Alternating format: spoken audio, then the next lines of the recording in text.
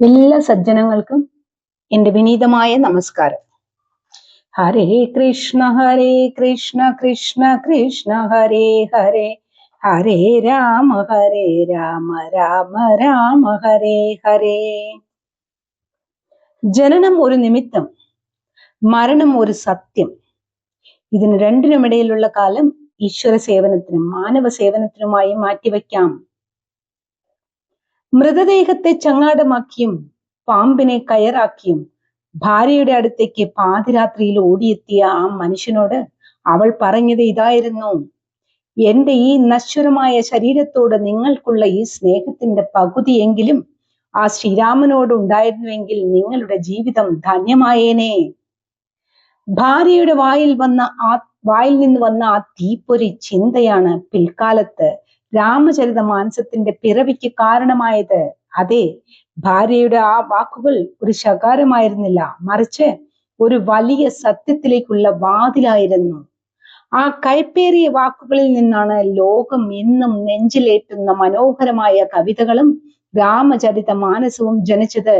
അതെ, വാത്മീകിയുടെ പുനർജന്മം എന്ന് വിശ്വസിക്കപ്പെടുന്ന ആ മഹാകവി തുളസീദാസ്, അദ്ദേഹത്തിന്റെ ആത്മീയ യാത്രയുടെയും കാവ്യ സൃഷ്ടികളുടെയും വിശേഷങ്ങളിലേക്ക് നമുക്ക് കടക്കാം. ചില പരിഹാസങ്ങൾ വെറും മുറിവുകളല്ല, അവ നമ്മുടെ ഉള്ളിലെ യഥാർത്ഥ പ്രതിഭയെ ഉണർത്താനുള്ള ഇടിമുഴക്കങ്ങളായിരിക്കും. ഭഗവത്ഗീത അധ്യായം 7 ജ്ഞാനവിജ്ഞാന യോഗം എന്ന അധ്യായത്തിൽ ശ്ലോകം 11 ഇങ്ങനെ പറയുന്നു: ബലം ബലവതാം ചാഹം കാമരാഗ വിവർജിതം ധർമാവിരുദ്ധോ ഭൂതേഷു കാമോസ്മി ഭരതർഷഭ. ഭരതശ്രേഷ്ഠ, ബലവാന്മാരിൽ ആസക്തിയും കാമവും ഇല്ലാത്ത ബലം ഞാനാകുന്നു. അതുപോലെ സകല ജീവികളിലും ധർമ്മത്തിന് വിരുദ്ധമല്ലാത്ത കാമം, ആഗ്രഹം അഥവാ ഇച്ഛ ഞാനാകുന്നു.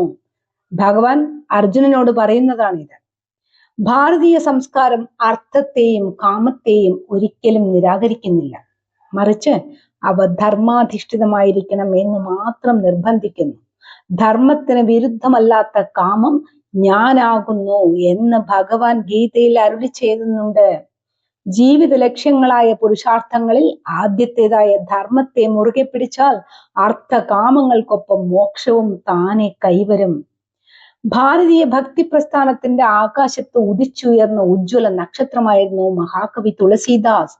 ഹൈന്ദവ വിശ്വാസം അനുസരിച്ച് കൃഷ്ണദ്വൈപായനൻ എന്നറിയപ്പെടുന്ന വേദവ്യാസ മഹർഷി രചിച്ച 18 മഹാപുരാണങ്ങളിൽ ഒന്നായ ഭവിഷ്യ പുരാണത്തിൽ വരാനിരിക്കുന്ന കാലത്തെക്കുറിച്ചും അതിൽ ജനിക്കാനിരിക്കുന്ന മഹാത്മാക്കളെ കുറിച്ചും അദ്ദേഹം ദീർഘവീക്ഷണത്തോടെ രേഖപ്പെടുത്തിയിട്ടുണ്ട്. തുളസീദാസിനെ കൂടാതെ ബുദ്ധൻ, അശോക ചക്രവർത്തി, ചന്ദ്രഗുപ്ത മൗര്യൻ തുടങ്ങിയ ചരിത്ര പുരുഷന്മാരെ കുറിച്ചും ഈ പുരാണങ്ങളിൽ പരാമർശിക്കുന്നുണ്ട്. AD 1540 ഉത്തർപ്രദേശിലെ ബാന്ദ ജില്ലയിലുള്ള രാജാപൂർ എന്ന കൊച്ചു ഗ്രാമത്തിൽ ആത്മാറാമിന്റെയും ഹൽസിയുടെയും പുത്രനായാണ് തുളസീദാസ് ജനിക്കുന്നത്. തുളസീദാസ് തന്റെ അമ്മയുടെ ഗർഭപാത്രത്തിൽ 12 മാസക്കാലം ഉണ്ടായിരുന്നു എന്നാണ് പറയപ്പെടുന്നത്. ജനിച്ച സമയത്ത് അദ്ദേഹം കരഞ്ഞില്ല, പകരം രാമ എന്ന ശബ്ദമാണത്രേ പുറപ്പെടുവിച്ചത്. അതിനാൽ അദ്ദേഹത്തിന് രാംബോല, രാമനാമം ചൊല്ലുന്നവൻ എന്ന പേര് ലഭിച്ചു. ജനിക്കുമ്പോൾ തന്നെ അദ്ദേഹത്തിന് 32 പല്ലുകളും 5 വയസ്സുകാരന്റെ വളർച്ചയും ഉണ്ടായിരുന്നു എന്നത് വലിയൊരു അത്ഭുതമായി ഇന്നും പറയപ്പെടുന്നു.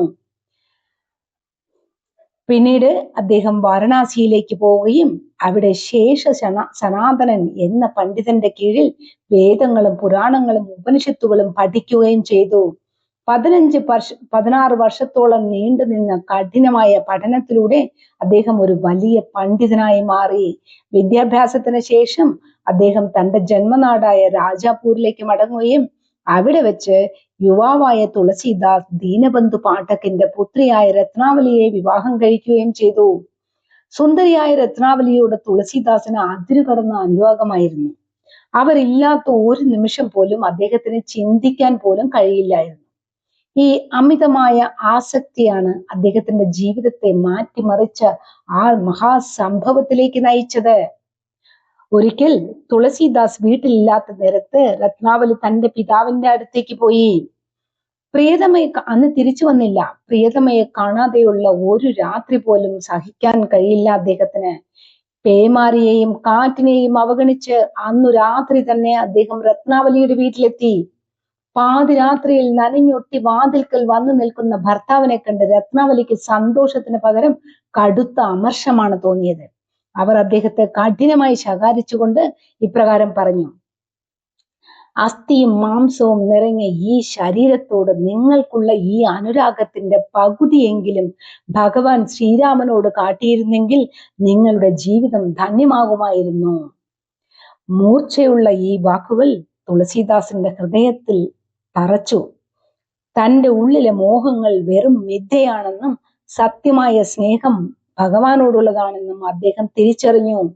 ആ നിമിഷം തന്നെ ലൗകിക ജീവിതം ഉപേക്ഷിച്ച് അദ്ദേഹം നാടുവിട്ടു. നീണ്ട തീർത്ഥാടനങ്ങൾക്കൊടുവിൽ പുണ്യനഗരിയായ കാശിയിൽ എത്തിച്ചേർന്നു. അവിടെ വെച്ച് ഭാരതത്തിന്റെ പുരാതന സംസ്കാരത്തെയും വേദോപനിഷത്തുകളെയും കുറിച്ച് ആഴത്തിൽ പഠിച്ചു. ഭൗതികമായ അനുരാഗം ഭഗവാനോടുള്ള പരമഭക്തിയായി പരിണമിച്ചു. പിന്നീട് ഭക്തി പ്രസ്ഥാനത്തിന്റെ അമരക്കാരനായി മാറിയ അദ്ദേഹം സാധാരണക്കാർക്ക് മനസ്സിലാകുന്ന ഭാഷയിൽ ഭഗവാന്റെ കഥകൾ പാടി ആ തൂലികയിൽ നിന്നാണ് ലോക പ്രശസ്തമായ രാമചരിതമാനസം പിറവിയെടുത്തത്. തന്റെ ഭാര്യ നൽകിയ ആ ചെറിയ ശാസനയാണ് ഒരു സാധാരണ മനുഷ്യനെ മഹാകവിയും വിശുദ്ധനുമായ തുളസീദാസാക്കി മാറ്റിയത്. കാശിയിലെ ഗംഗാതീരങ്ങളിൽ അലയുന്ന കാലം ലൗകിക സുഖങ്ങൾ വെടിഞ്ഞെങ്കിലും തുളസീദാസിന്റെ ഉള്ളിൽ ഒരേ ഒരു ദാഹം മാത്രമേ ഉണ്ടായിരുന്നുള്ളൂ: തന്റെ പ്രാണനാഥനായ ശ്രീരാമചന്ദ്രനെ നേരിൽ കാണുക.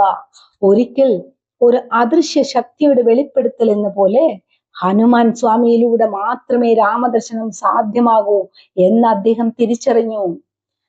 ഭക്തന്റെ ആത്മാർത്ഥതയിൽ പ്രീതനായ ഹനുമാൻ അദ്ദേഹത്തോട് ചിത്രകൂടത്തിലേക്ക് പോകാൻ നിർദ്ദേശിച്ചു. പുണ്യനദിയായ മന്ദാകിനിയുടെ തീരത്ത് കാത്തിരിപ്പിന്റെ നിമിഷങ്ങൾക്കൊടുവിൽ ആ അത്ഭുതം സംഭവിച്ചു. ഐതിഹ്യമനുസരിച്ച് മന്ദാകിനി നദിക്കരയിൽ തുളസീദാസ് ചന്ദനം അരച്ചുകൊണ്ടിരിക്കുമ്പോഴാണ് സുന്ദരന്മാരായ 2 യുവാക്കൾ കുതിരപ്പുറത്ത് അവിടെ എത്തിയത്. തിലകം ചാർത്താനായി അവർ അദ്ദേഹത്തിന്റെ മുൻപിൽ നിന്നു. ചന്ദനം തൊടുവിച്ചു കൊടുക്കുമ്പോൾ തന്റെ മുന്നിൽ നിൽക്കുന്നത് സാക്ഷാൽ ശ്രീരാമനും ലക്ഷ്മണനുമാണെന്ന് തുളസീദാസിന് മനസ്സിലായില്ല. എന്നാൽ ദൂരെ നിന്നും ഇത് ദർശിച്ചു കൊണ്ടിരിക്കുന്ന ഹനുമാൻ, ഭക്തൻ തന്റെ പ്രഭുവിനെ തിരിച്ചറിയാതെ പോകുന്നത് കണ്ട ഹനുമാൻ സ്വാമി ഒരു തത്തയുടെ വേഷത്തിൽ മരക്കൊമ്പിലിരുന്ന് ഇപ്രകാരം പറഞ്ഞു എന്ന്: ചിത്രകൂടത്തിന്റെ ഘാട്ടിൽ ചന്ദനമരയ്ക്കുന്ന തുളസീദാസ്, തിലകം ചാർത്താൻ ഇതാ വരുന്നു രഘുബീരൻ ശ്രീരാമൻ. ഇത് കേട്ടതും തുളസീദാസ് ഞെട്ടിപ്പോയി. തന്റെ മുന്നിൽ പുഞ്ചിരിച്ചു നിൽക്കുന്ന ആ ദിവ്യ രൂപങ്ങളെ കണ്ട അദ്ദേഹം ആനന്ദരഹലയിൽ ആറാടി. ഭക്തനും ഭഗവാനും ഒന്നായ ആ നിമിഷം ചരിത്രത്തിൽ സുവർണാക്ഷരങ്ങളാൽ രേഖപ്പെടുത്തപ്പെട്ടു. ഈ ദിവ്യ ദർശനത്തിന്റെ കരുത്തിലാണ് പിൽക്കാലത്ത് അദ്ദേഹം രാമചരിതമാനസം എന്ന അമര കാവ്യം രചിച്ചത്. ഭഗവാന്റെ നിർദ്ദേശപ്രകാരം തുളസീദാസ് അയോധ്യയിലേക്ക് തിരിച്ചു. 1574 ഒരു രാമനവമി നാളിൽ അദ്ദേഹം തന്റെ മഹത്തായ രചനയ്ക്ക് തുടക്കം കുറിച്ചു. അന്നുവരെ രാമായണം സംസ്കൃതത്തിൽ മാത്രമായിരുന്നു നിലനിന്നിരുന്നത്. പണ്ഡിതന്മാർക്ക് മാത്രം പ്രാപ്യമായിരുന്ന ആ പുണ്യകഥ സാധാരണക്കാരന്റെ ഹൃദയമിടിപ്പായ നാട്ടുഭാഷയിൽ തുളസീദാസ് പകർത്തിവെച്ചു. ഗംഗാനദിയുടെ തീരത്തിരുന്ന് അദ്ദേഹം എഴുതിയ ഓരോ വരിയും ഭക്തിയുടെ അമൃതരസമായിരുന്നു. എന്നാൽ ഈ വിപ്ലവകരമായ നീക്കം അദ്ദേഹത്തെ ചില യാഥാസ്ഥിക പണ്ഡിതന്മാരെ ചൊടിപ്പിച്ചു. ദേവഭാഷയായ സംസ്കൃതത്തിന് പകരം പ്രാദേശിക ഭാഷയിൽ എങ്ങനെ രാമായണം എഴുതാം എന്നതായിരുന്നു അവരുടെ ചോദ്യം. രാമചരിതമാനസം സാധാരണക്കാർ സംസാരിക്കുന്ന നാട്ടുഭാഷയിൽ എഴുതിയതിനാലാണ് കാശിയിലെ സംസ്കൃത പണ്ഡിതന്മാർ അതിനെ എതിർത്തത്. ഗ്രന്ഥത്തിന്റെ പരിശുദ്ധി അളക്കാൻ അവർ അത് കാശി വിശ്വനാഥന്റെ സന്നിധിയിൽ സമർപ്പിച്ചു. രാത്രിയിൽ ക്ഷേത്രനട അടച്ച ശേഷം രാവിലെ തുറന്നപ്പോൾ വേദങ്ങൾക്കും ഉപനിഷത്തുകൾക്കും മുകളിലായി രാമചരിതമാനസം ഇരിക്കുന്നതാണ് എല്ലാവരും കണ്ടത്. അതിന് മുകളിൽ ഭഗവാൻ ശിവൻ തന്നെ സത്യം, ശിവം, സുന്ദരം എന്ന് സാക്ഷ്യപ്പെടുത്തിയിരുന്നു അത്രേ. ഈ അംഗീകാരത്തോടെയാണ് രാമചരിതമാനസം പഞ്ചമവേദം എന്ന പദവിയിലേക്ക് ഭക്തമനസ്സുകളിൽ ഉയർത്തപ്പെട്ടത്. തന്റെ ശിഷ്ടകാലം ഭഗവത് കീർത്തനങ്ങളുമായി കാശിയിലെ അസിഘാട്ടിൽ തുളസീദാസ് ചെലവഴിച്ചു.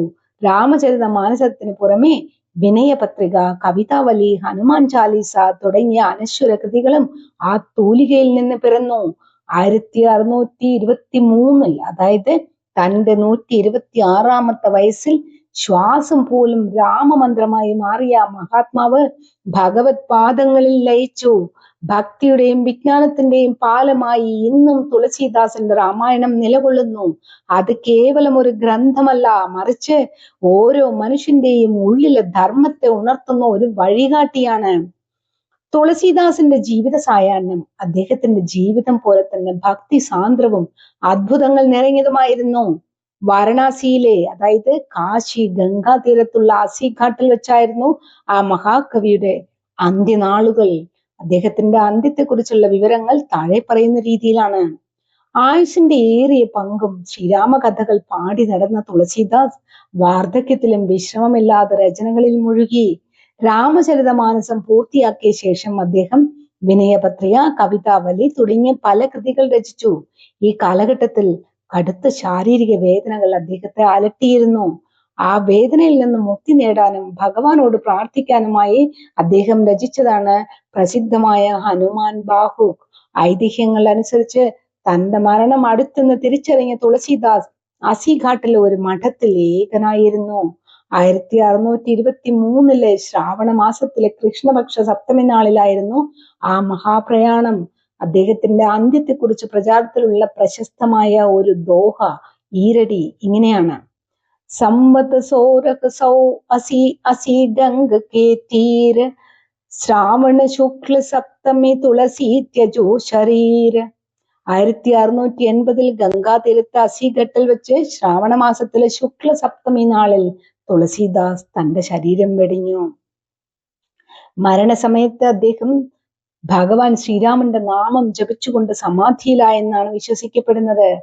അന്ത്യശ്വാസം വലിക്കുമ്പോഴും അദ്ദേഹത്തിന്റെ മുഖത്തൊരു ദിവ്യമായ പുഞ്ചിരി ഉണ്ടായിരുന്നു അത്രേ.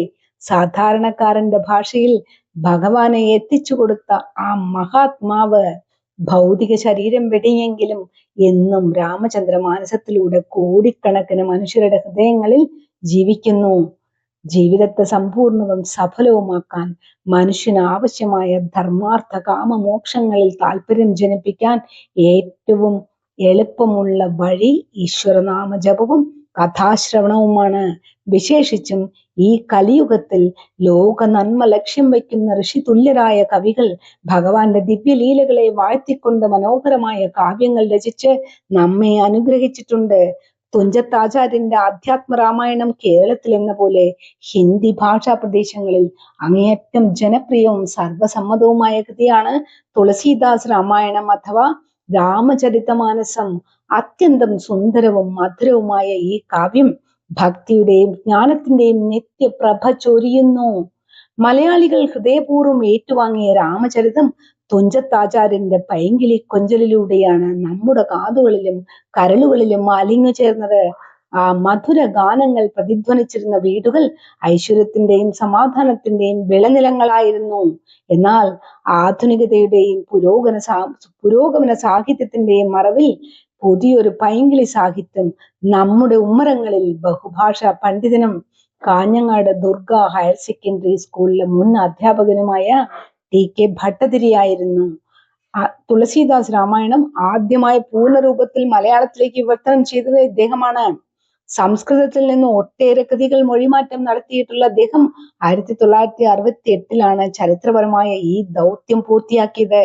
കേരള സാഹിത്യ അക്കാദമിയുടെ സഹായത്തോടെയാണ് മാതൃഭൂമി പ്രസിൽ ഈ കൃതി അച്ചടിച്ചു വന്നത്. തുളസീദാസിന്റെ രാമചരിതമാനസം, വിനയപത്രിക, കവിതാവലി, ഗീതാവലി, ഹനുമാൻ ചാലീസ, ദോഹാവലി, കൃഷ്ണഗീതാഞ്ജലി എന്നിങ്ങനെ പോകുന്നു. ഒരു സാധാരണ മനുഷ്യനിൽ നിന്ന് എങ്ങനെ ഒരു മഹാകവിയാകാം എന്നതിന് ഉദാഹരണമാണ് തുളസീദാസ്. അദ്ദേഹത്തിന്റെ വരികൾ ഇന്നും ഉത്തരേന്ത്യൻ വീടുകളിൽ ഭക്തിപൂർവ്വം പാടിക്കൊണ്ടിരിക്കുന്നു. കഠിനമായ ദാരിദ്ര്യത്തിലൂടെയും അനാഥത്വത്തിലൂടെയും കടന്നുപോയ ഒരു ബാലൻ ഭക്തിയിലൂടെയും അറിവിലൂടെയും ലോകം ആരാധിക്കുന്ന ഗോസ്വാമി തുളസീദാസായി മാറിയ കഥ ഏതൊരു സാധാരണക്കാരനും വലിയ പ്രചോദനമാണ്. അന്ത്യനിമിഷങ്ങളിൽ ആ മുറിയിൽ ചന്ദനത്തിന്റെ സുഗന്ധം പടർന്നു. ആകാശത്ത് നിന്ന് ഒരു വില്ലിന്റെ നാദം കേട്ടതായി പുറത്തു നിന്നവർ സാക്ഷ്യപ്പെടുത്തി. താൻ ദശലക്ഷക്കണക്കിന് വരികളിൽ വർണ്ണിച്ച ആ രൂപത്തെ അദ്ദേഹം നേരിൽ കണ്ടുവോ? തൂലിക അവിടെ അവശേഷിച്ചു. പക്ഷേ ആ കവി വെളിച്ചത്തിലേക്ക് മറഞ്ഞു. ഒരു സാധാരണ മനുഷ്യൻ എങ്ങനെയാണ് ഒരു ഇതിഹാസമായി മാറിയത് എന്ന രഹസ്യം ആ വരികൾക്കിടയിൽ ഇന്നും ഒളിഞ്ഞിരിക്കുന്നു. ഹരേ കൃഷ്ണ കൃഷ്ണ കൃഷ്ണ ഹരേ ഹരേ, ഹരേ രാമ രാമ രാമ ഹരേ ഹരേ.